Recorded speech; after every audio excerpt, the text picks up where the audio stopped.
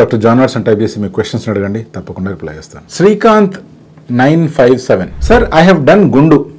Now in my scalp white dust is producing.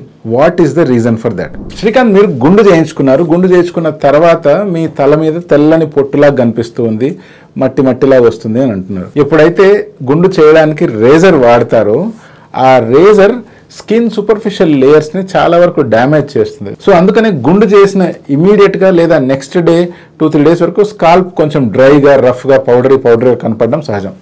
అలా కాకుండా 2-3 రోజుల తర్వాత కూడా మీ స్కాల్ప్ మీద పొడి పొడిగా అనిపించడము, తెల్లని పొట్టులా కనిపించడం జరుగుతూ ఉంది అంటే అది డెఫినెట్గా డాండ్రఫ్కి సూచకం. అంతేకాకుండా ఈ వింటర్ సీజన్లో స్కాల్ప్ కనుక మరీ ఎక్కువ డ్రై అవుతున్నప్పుడు కూడా ఇలా స్కాల్ప్ పొడి పొడిగా కనిపించే అవకాశం ఉంది. దీనికి సింపుల్ సొల్యూషన్ ఏంటి అంటే, మీరు వాడుతున్న రెగ్యులర్ షాంపూని ప్రతిరోజు వరుసగా చేస్తున్నట్లయితే మీ స్కాల్ప్ మీద ఉన్న ఆ సింపుల్ డాండ్రఫ్ అనేటువంటిది లేదా పొడి లాంటిది ఈజీగా తొలగిపోతుంది. అలా కాకుండా మీ స్కాల్ప్ డ్రై అయిపోయి పొడిబారిపోతుంది అనుకోండి, అటువంటి సిచ్యువేషన్లో ప్రతిరోజు షాంపూ చేయడం మానేసి ఒకరోజు షాంపూ చేస్తే మరుసటి రోజు మీ తలపైన అలోవెరా జెల్ అనేటువంటిది అప్లై చేయండి.